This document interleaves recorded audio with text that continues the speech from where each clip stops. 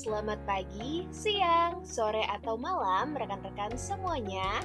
Tergantung dari kapan rekan-rekan semua menonton video pembelajaran ini. Perkenalkan, kami dari kelompok 3, yaitu ada saya, SG Afrista, dan rekan saya Ibu Maria serta Ibu Febrina. Nah, kali ini kita akan mengulas materi mengenai komponen 3, yaitu pengorganisasian pembelajaran.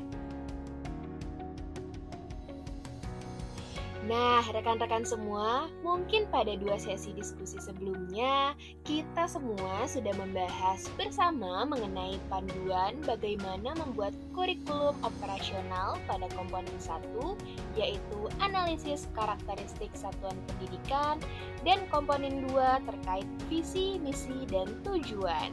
Saatnya pada sesi ini kita akan melanjutkan untuk membahas komponen 3, yaitu terkait pengorganisasian pembelajaran.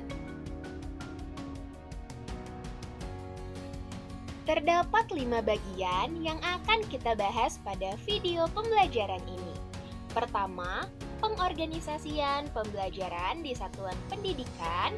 Kedua, menganalisis kebutuhan untuk mengorganisasi pembelajaran. Ketiga, pendekatan pembelajaran, mata pelajaran, tematik, integrasi, dan blok. Keempat, pilihan dalam mengorganisasi pembelajaran.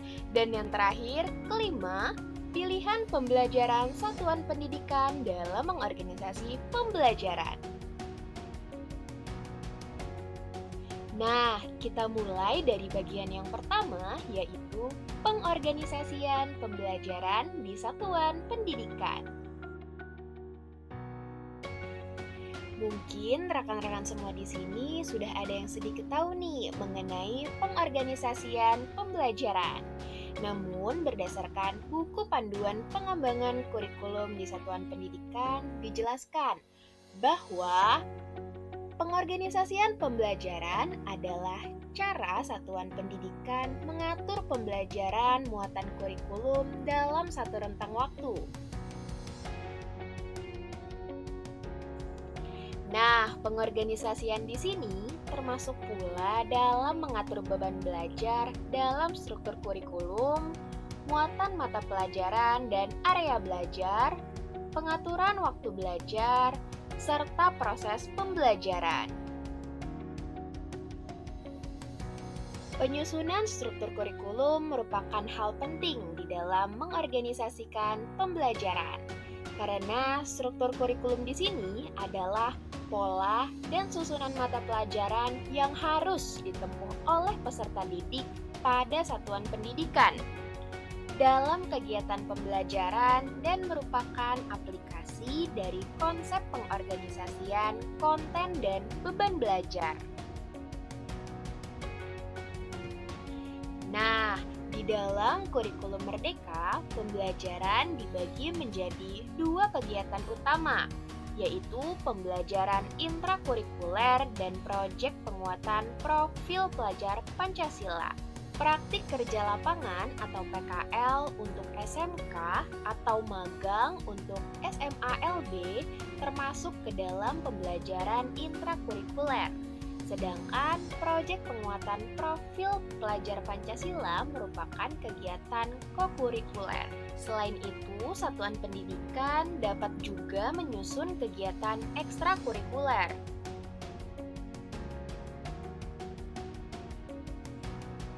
Pada satuan pendidikan nonformal, program pendidikan kesetaraan, pengorganisasian pembelajaran bersifat fleksibel dengan memperhatikan karakteristik peserta didik, lingkungan belajar, dan satuan pendidikan. Pengorganisasian pembelajaran memperhatikan pemetaan SKK yang dilakukan oleh satuan pendidikan. Oleh karena itu, satuan pendidikan perlu mengorganisasikan pembelajaran ke dalam bentuk struktur kurikulum yang meliputi sebagai berikut. Intrakurikuler, pembelajaran berisi muatan mata pelajaran dan muatan tambahan lainnya jika ada atau mulok. Penetapan konsentrasi dan praktik kerja lapangan untuk SMK atau magang untuk SLB. Proyek penguatan profil pelajar Pancasila, yaitu kegiatan proyek profil dirancang terpisah dari intrakurikuler untuk menguatkan upaya pencapaian kompetensi dan karakter sesuai dengan profil pelajar Pancasila melalui tema dan pengelolaan proyek berdasarkan dimensi dan fase. Ekstrakurikuler, yaitu kegiatan kurikuler yang dilakukan di luar jam belajar di bawah bimbingan dan pengawasan satuan pendidikan. Jadi, seperti itulah yang dimaksud dengan pengorganisasian pembelajaran di satuan pendidikan. Nah, selanjutnya akan dilanjutkan oleh rekan saya, yaitu Ibu Febrina.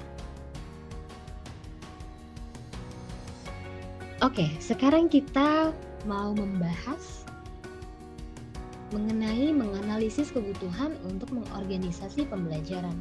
Seberapa penting proses ini?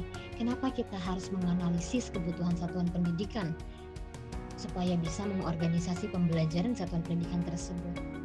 Begini penjelasannya.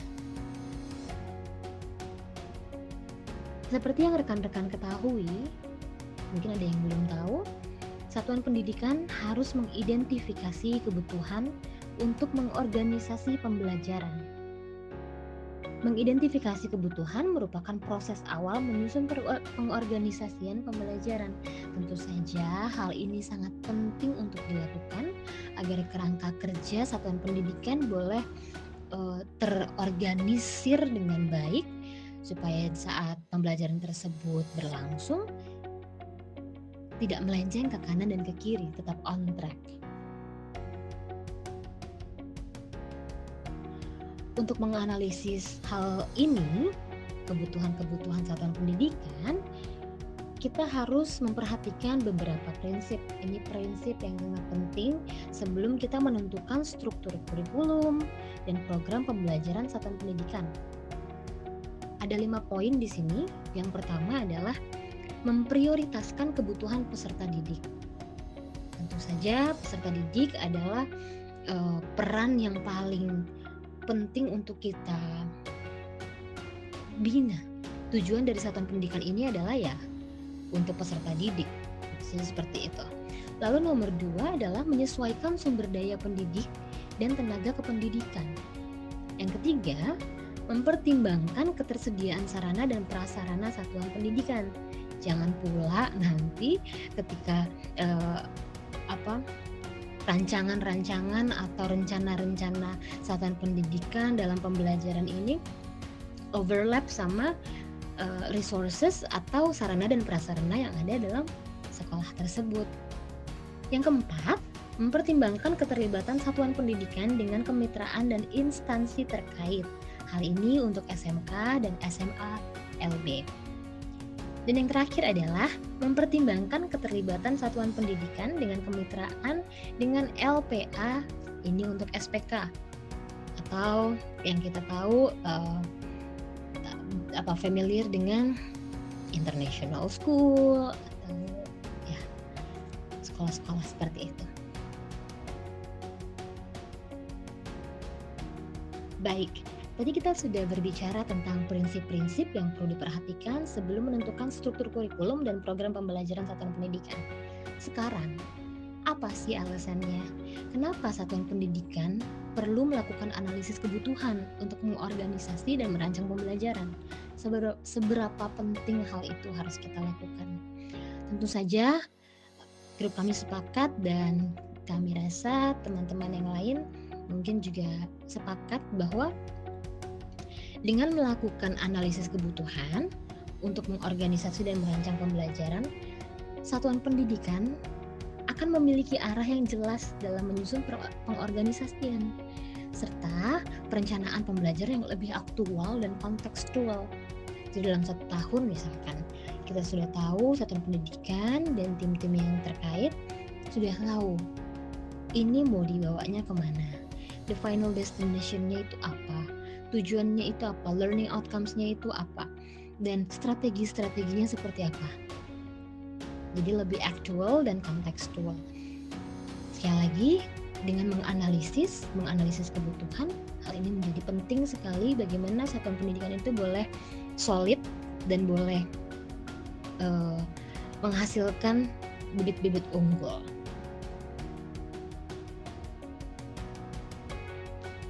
Lalu bagaimana dengan struktur kurikulum di satuan-satuan pendidikan yang sudah disebutkan di awal tadi?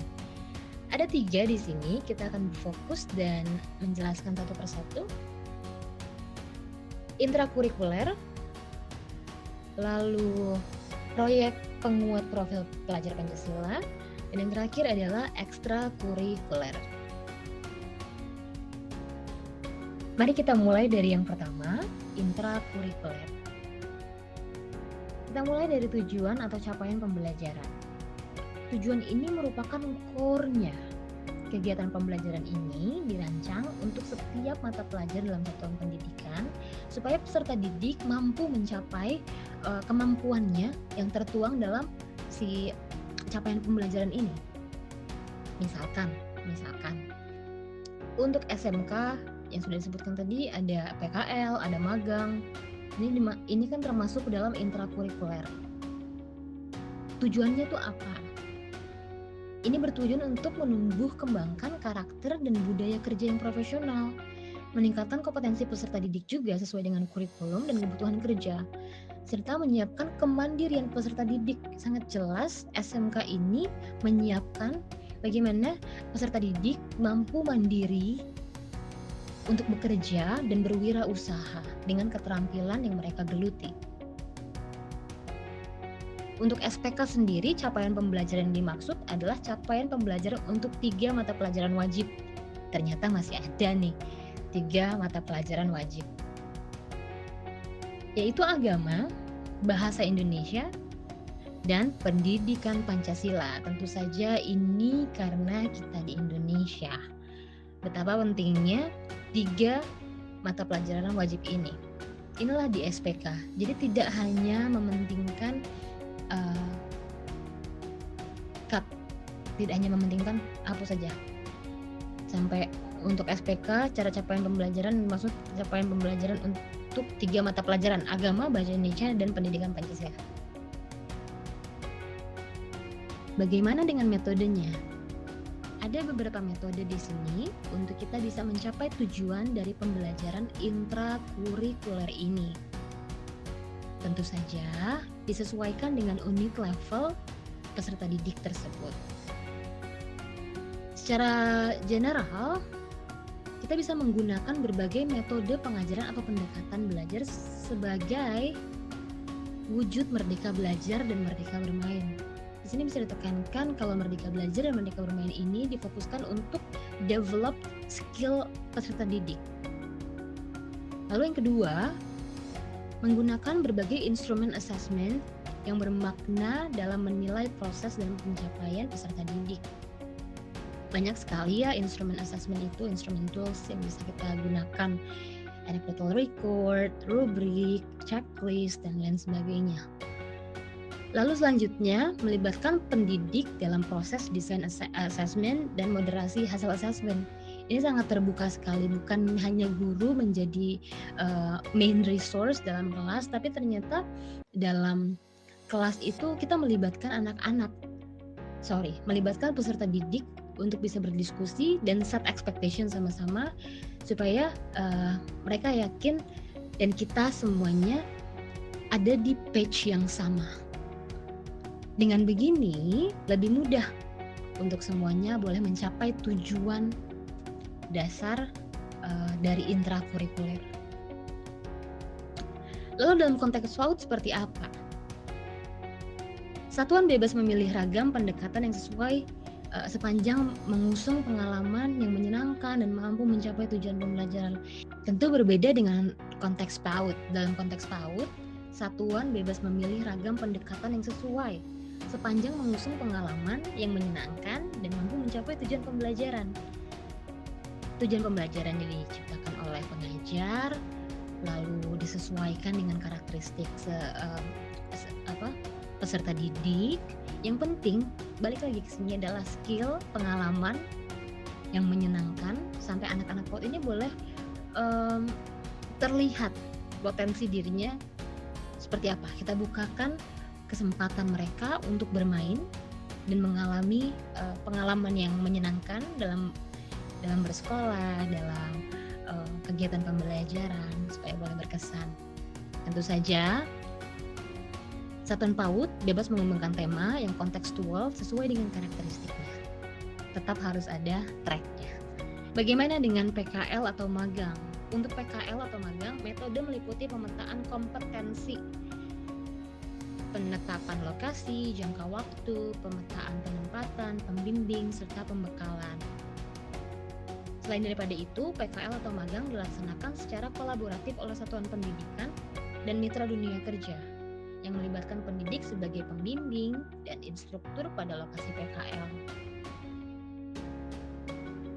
Lalu bagaimana dengan hasilnya? Hasilnya, bukti pencapaian pembelajaran berupa portfolio atau kumpulan hasil pekerjaan peserta didik dari berbagai instrumen assessment.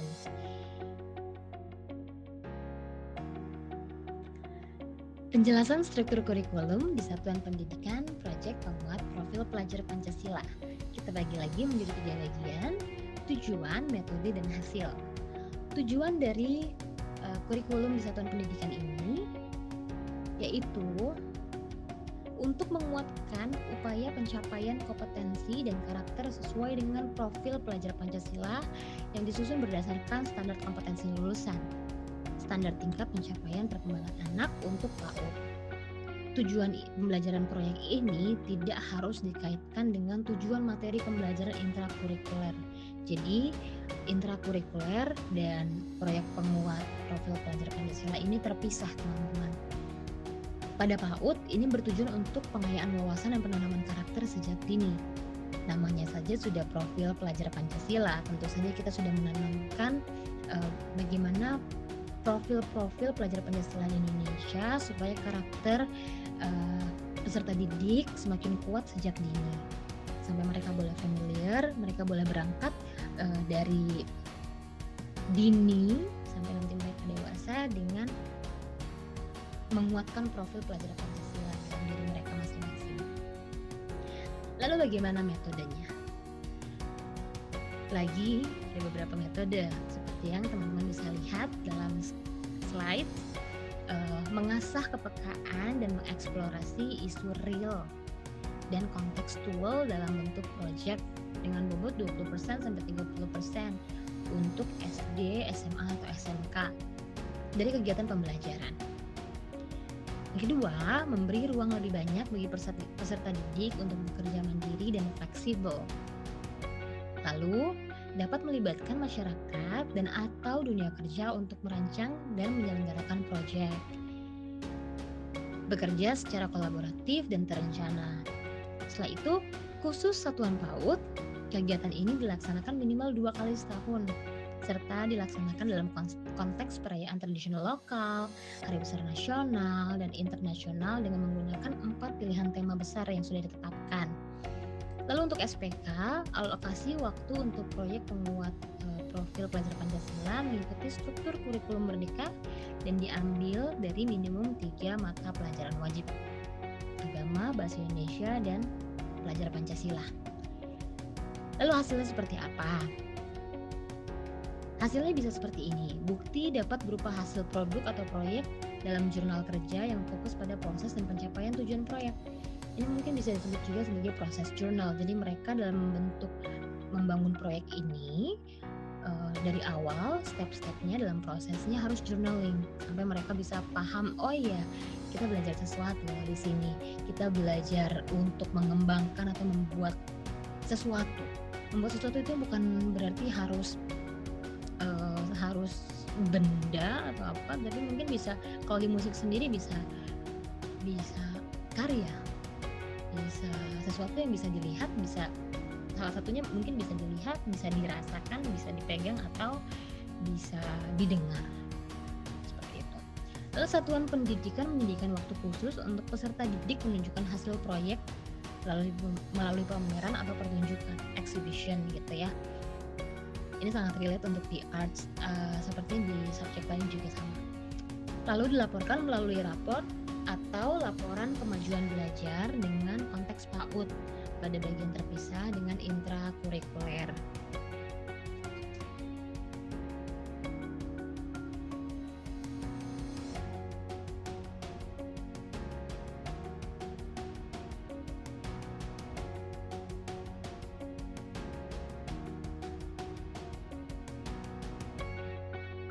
Lalu metodenya seperti apa? Terdiri atas ekstrakurikuler wajib dan pilihan. Kegiatan wajib berbentuk pendidikan kepramukaan, pramuka, praja muda karana, dan kegiatan pilihan berupa kegiatan yang dikembangkan dan diselenggarakan oleh satuan pendidikan sesuai bakat dan minat peserta didik, misalkan orkestra, paduan suara, lalu berkuda misalkan, melukis dan lain sebagainya, menari tradisional, ya, dan lain sebagainya, atau MUN. Lalu mengacu pada prinsip partisipasi aktif dan menyenangkan, karena peserta didik ini mengikuti ekstrakurikuler sesuai dengan minat dan bakat mereka, pastinya mengacu pada prinsip partisipasi yang aktif dan menyenangkan. Setelah itu, melibatkan pendidik dan narasumber profesional dalam melatih keterampilan tertentu. Untuk satuan PAUD, program ekstrakurikuler dilaksanakan sesuai dengan kondisi masing-masing sekolah. Hasilnya seperti apa? Bisa bukti berupa testimoni atau cerita dari peserta didik, atau dilaporkan melalui rapot dan laporan kemajuan belajar untuk konteks PAUD pada bagian terpisah dengan intrakurikuler, atau bisa juga kalau di after school activity itu mungkin kita bisa siapkan satu wadah atau satu waktu untuk mereka boleh menampilkan keahlian mereka, hasil dari belajar di ekstrakurikuler ini. Seperti itu.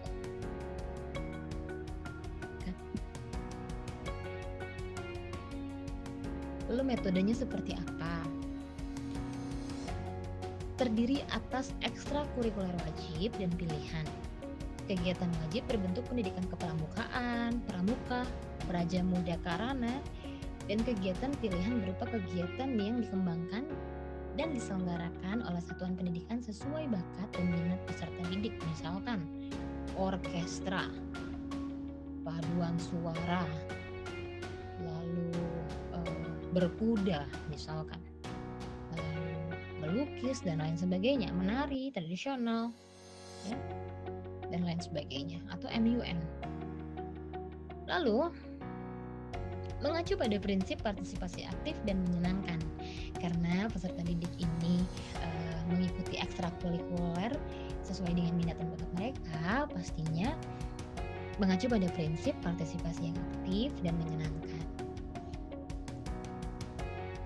Setelah itu, melibatkan pendidik dan narasumber profesional dalam melatih keterampilan tertentu. Untuk satuan PAUD, program ekstrakurikuler dilaksanakan sesuai dengan kondisi masing-masing sekolah. Hasilnya seperti apa? Bisa bukti berupa testimoni atau cerita dari peserta didik, atau dilaporkan melalui rapot dan laporan kemajuan belajar untuk konteks PAUD pada bagian terpisah dengan intrakurikuler, atau bisa juga kalau di after school activity itu mungkin kita bisa siapkan satu wadah atau satu waktu untuk mereka boleh menampilkan keahlian mereka, hasil dari belajar di ekstrakurikuler ini. Seperti itu.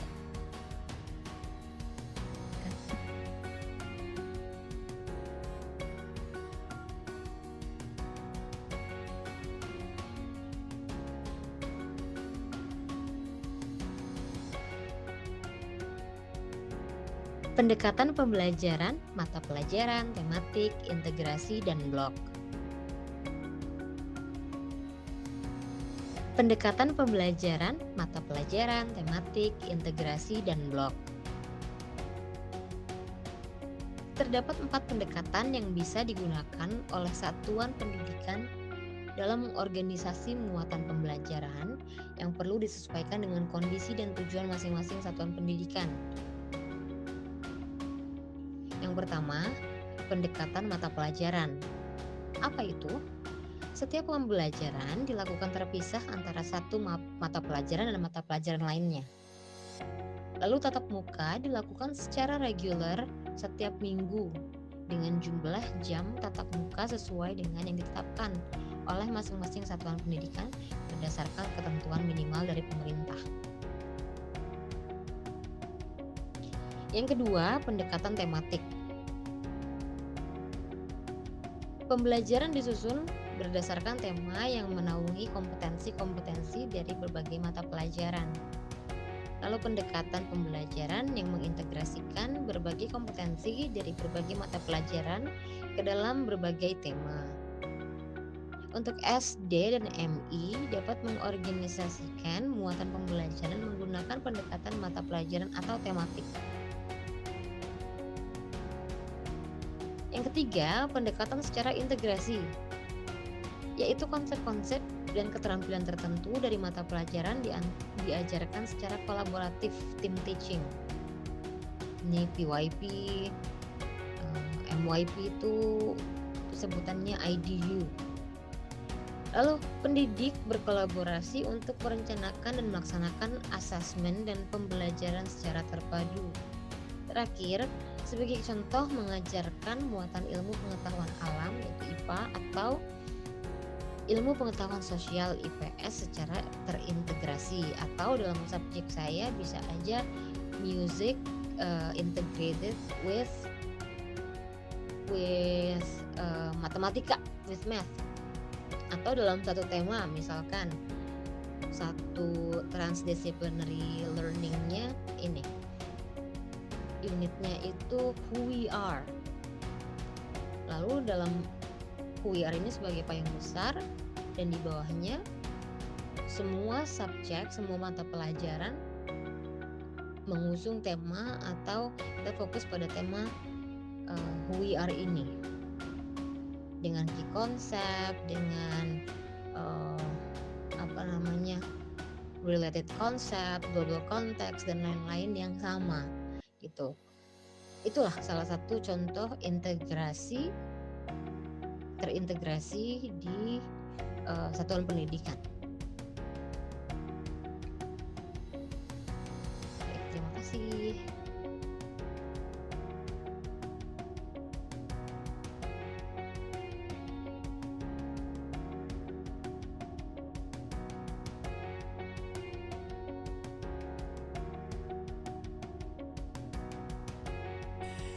Selanjutnya, saya akan menjelaskan tentang pilihan dalam mengorganisasi pembelajaran. Seperti yang sudah disebutkan sebelumnya, bahwa pengorganisasian pembelajaran mencakup cara mengatur pembelajaran muatan kurikulum dalam suatu rentang waktu. Di dalamnya termasuk juga mengatur beban belajar dalam struktur kurikulum, muatan mata pelajaran dan area belajar, pengaturan waktu belajar, serta proses pembelajaran. Agar pengorganisasian pembelajaran dapat terus-menerus melakukan proses pembelajaran, maka ada beberapa pilihan yang dapat dilakukan.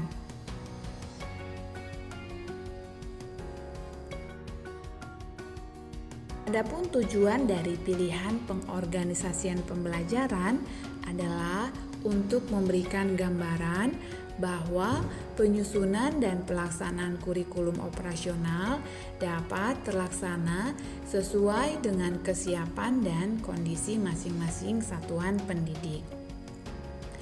Dan melalui ini, satuan pendidikan diharapkan melakukan refleksi secara rutin.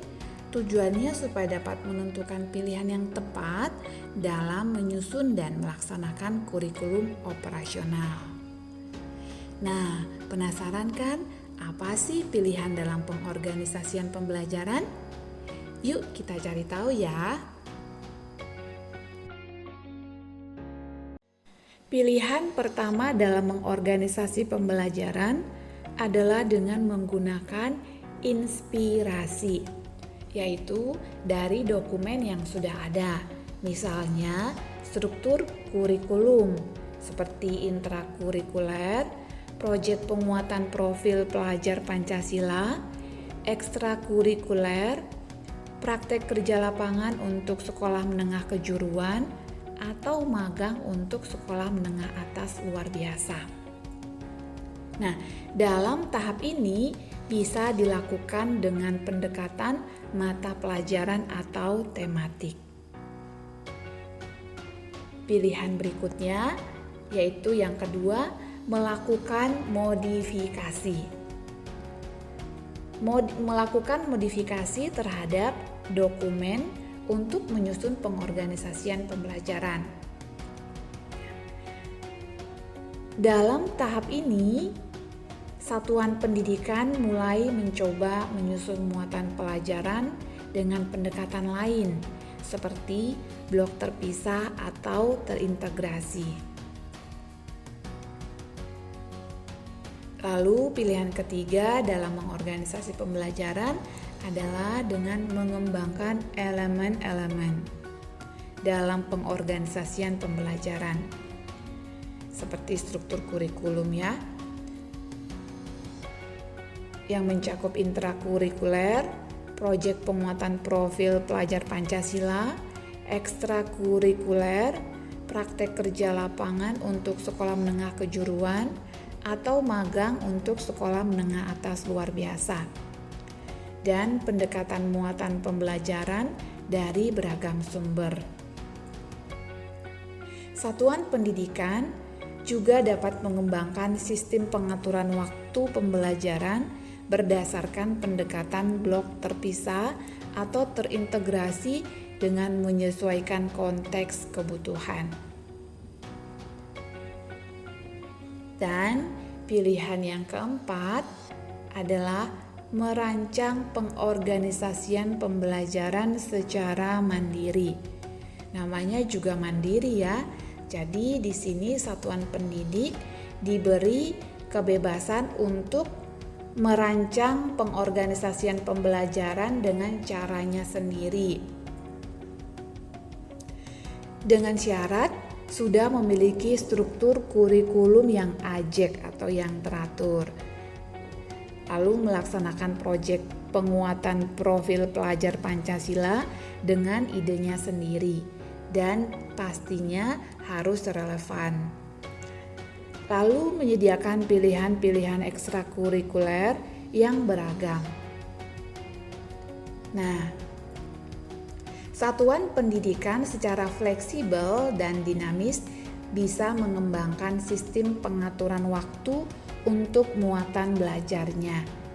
Bisa berdasarkan pendekatan mata pelajaran atau tematik yang terintegrasi atau blok terpisah. Memilih pilihan mana yang akan dipakai untuk pengorganisasian pembelajaran satuan pendidik, ada beberapa pertanyaan yang menjadi bahan pertimbangan untuk memutuskan pilihan mana nih yang mau dipakai untuk pengorganisasian pembelajaran satuan pendidik. Seperti halnya pilihan yang pertama. Apakah satuan pendidikan telah membuat pengaturan waktu belajar yang berbasis mata pelajaran sesuai dengan inspirasi pada panduan ini? Yang kedua, apakah satuan pendidik sudah menuliskan jenis-jenis ekstrakurikuler yang akan dilaksanakan? Yang berikutnya, apakah satuan pendidikan telah mendapatkan inspirasi program praktek kerja lapangan bagi sekolah menengah kejuruan dan magang bagi sekolah menengah atas luar biasa? Yang keempat, apakah satuan pendidikan sudah memilih tema-tema yang akan digunakan dalam proyek penguatan profil pelajaran Pancasila? Lalu, apakah satuan pendidikan telah mengacu kepada panduan proyek penguatan profil pelajar Pancasila? Dan yang terakhir, apakah satuan pendidikan telah menemukan inspirasi proyek penguatan profil pelajar Pancasila? Lalu pada pilihan kedua yaitu melakukan modifikasi, hal-hal yang perlu diperhatikan yang menjadi bahan pertimbangan adalah apakah satuan pendidikan pernah membuat pengaturan waktu belajar berbasis mata pelajaran dan ingin mencoba pendekatan yang lain. Kemudian, apakah satuan pendidikan telah menemukan inspirasi ekstrakurikuler yang sesuai dengan kebutuhan peserta didik? Lalu, satuan pendidikan apakah telah mendapatkan inspirasi program praktek kerja lapangan ini buat sekolah menengah kejuruan atau magang pada sekolah menengah atas luar biasa? Dan yang keempat, apakah satuan pendidikan telah memilih tema-tema yang akan digunakan dalam proyek penguatan profil pelajar Pancasila?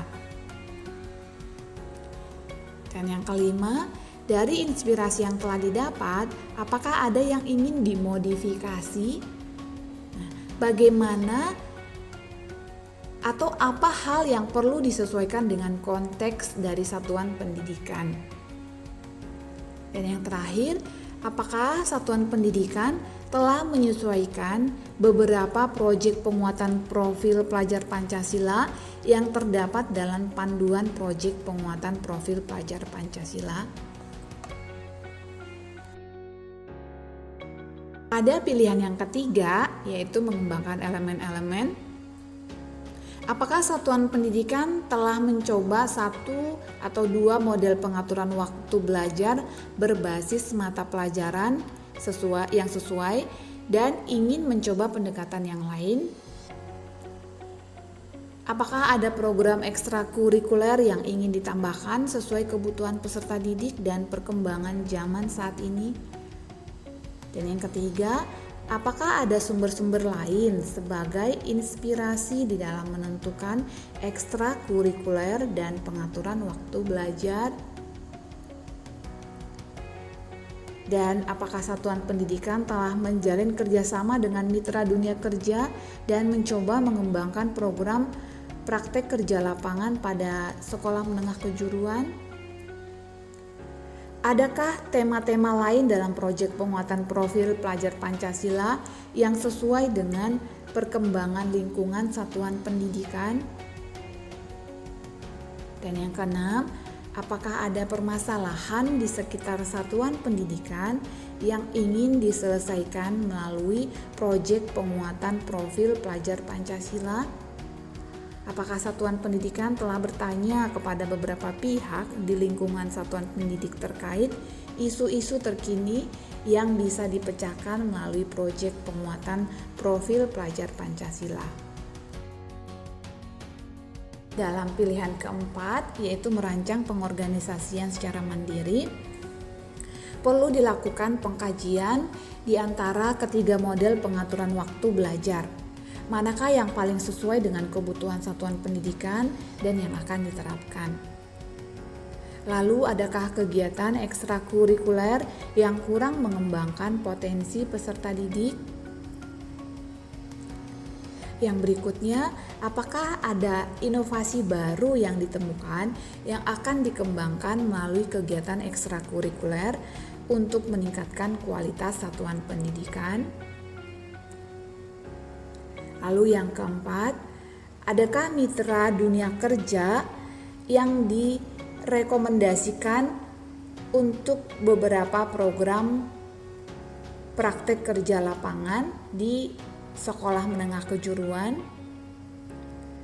Yang kelima, untuk mengembangkan relasi kemitraan, apakah ada proyek bersama yang dipakai untuk melakukan pemecahan masalah tertentu di lingkungan satuan pendidikan?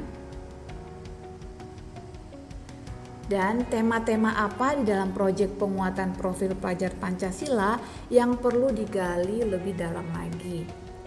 Dan yang terakhir adalah apakah proyek-proyek yang telah dibuat sebelumnya itu diketahui oleh lingkungan satuan pendidikan atau dinas setempat?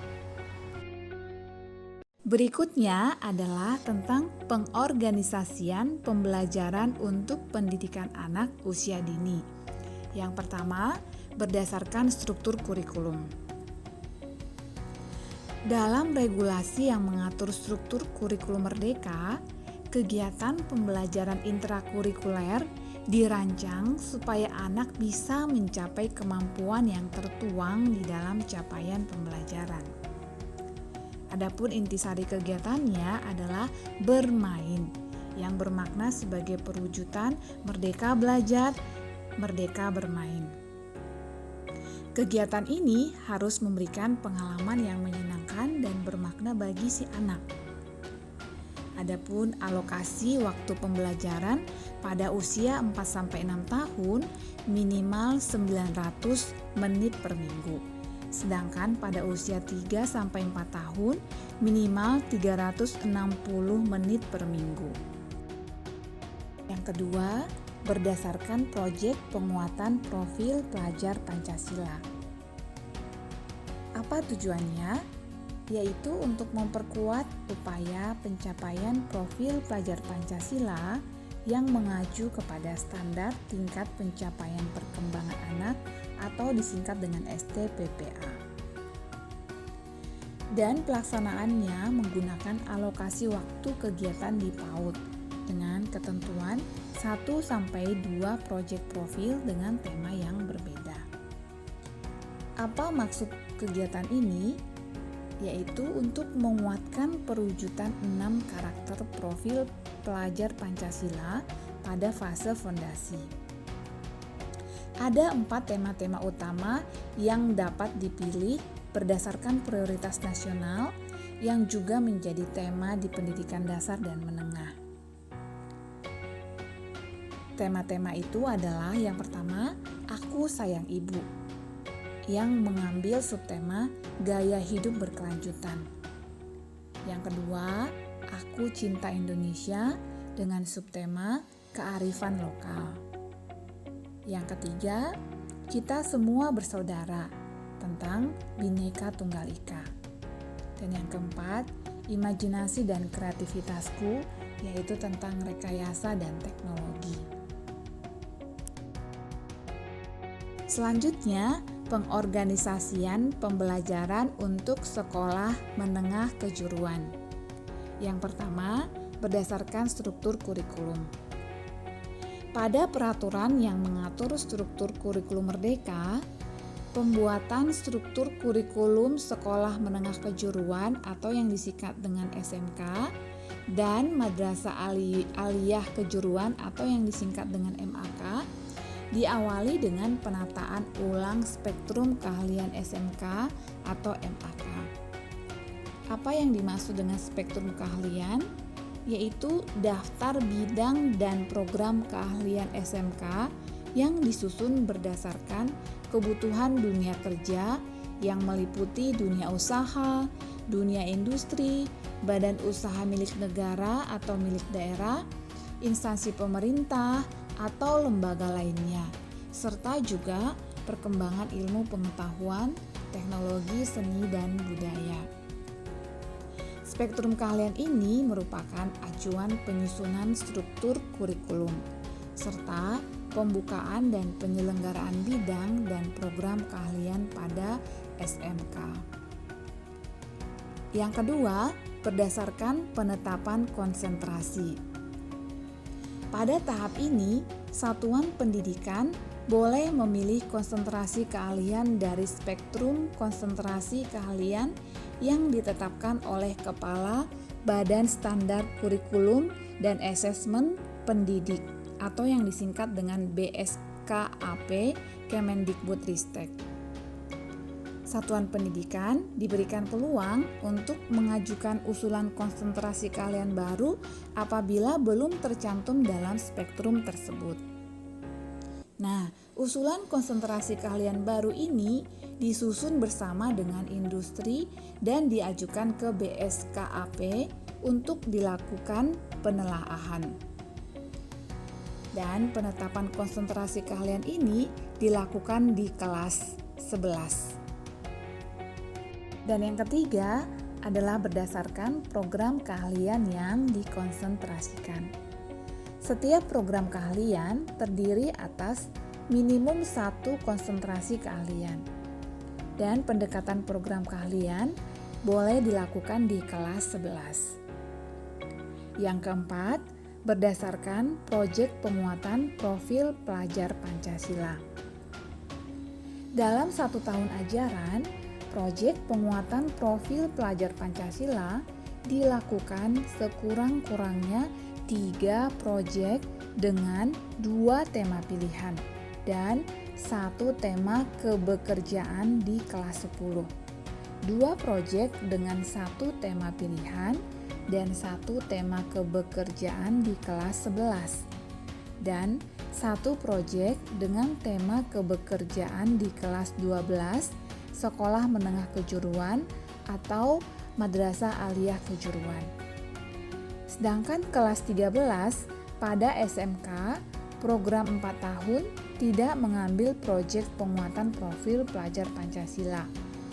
Untuk SMK dan MAK, proyek penguatan profil pelajar Pancasila bisa dilaksanakan secara terpadu dengan berkolaborasi dengan mitra dunia kerja atau dengan komunitas maupun organisasi serta masyarakat.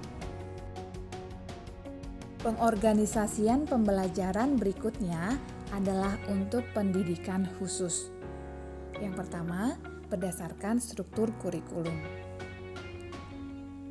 Mengacu kepada struktur kurikulum SD atau MI, SMP atau MTS, dan SMA atau MA, peserta didik yang tidak mengalami hambatan intelektual boleh menggunakan kurikulum pendidikan reguler yang disesuaikan dengan karakteristik dan kebutuhan peserta didik. Magang pada sekolah menengah atas luar biasa mempertimbangkan fleksibilitas dan juga keragaman peserta didiknya dan lokasi. Yang kedua, berdasarkan program pembelajaran individual. Satuan pendidikan bisa menyusun program pembelajaran individual dengan melibatkan kepala satuan pendidikan, pendidik, peserta didik, tenaga ahli, dan orang tua. Sebelum perencanaan pembelajaran, terlebih dahulu dilakukan asesmen diagnostik sebagai rujukan untuk menyusun program pembelajaran individual. Dan yang ketiga adalah berdasarkan program kebutuhan khusus. Tujuannya apa? Yaitu untuk membantu peserta didik memaksimalkan indera yang dimilikinya dan mengatasi keterbatasannya. Adapun program kebutuhan khusus bagi peserta didik, yang pertama, pada tunanetra. Yang perlu dikembangkan adalah orientasi terhadap lingkungannya, mobilitasnya, sosialnya, dan juga komunikasinya. Yang kedua, tunarungu. Apa yang perlu dikembangkan pada tunarungu? Yaitu pengembangan komunikasinya, persepsi bunyi, dan juga irama. Yang ketiga, tunagrahita. Pada tunagrahita perlu dikembangkan pengembangan diri. Yang keempat, tunadaksa. Hal yang perlu dikembangkan pada tunadaksa adalah sama dengan tunagrahita, yaitu pengembangan diri dan juga geraknya. Dan yang kelima adalah anak-anak dengan autis. Nah, mereka dengan anak-anak dengan autis ini perlu dikembangkan komunikasinya, interaksi sosial, dan juga perilaku. Pada program terakhir adalah pengorganisasian pembelajaran untuk satuan pendidikan nonformal, program pendidikan kesetaraan. Pada satuan pendidikan nonformal ini, pengorganisasian pembelajaran bersifat fleksibel dengan memperhatikan karakteristik peserta didik, lingkungan belajar, dan juga satuan pendidikan. Yang pertama, berdasarkan struktur kurikulum. Struktur kurikulum pendidikan terdiri atas mata pelajaran kelompok umum dan pemberdayaan, juga keterampilan yang berbasis profil pelajar Pancasila. Kelompok umum memuat mata pelajaran yang disusun dengan mengacu kepada standar nasional pendidikan, sesuai dengan jenjang pendidikan formal dan mata pelajaran yang wajib diberikan untuk semua peserta didik. Adapun pemberdayaannya memuat kompetensi untuk menumbuhkan keberdayaan, harga dirinya, percaya diri sehingga peserta didik mampu mandiri dan berkreasi di dalam kehidupan bermasyarakat.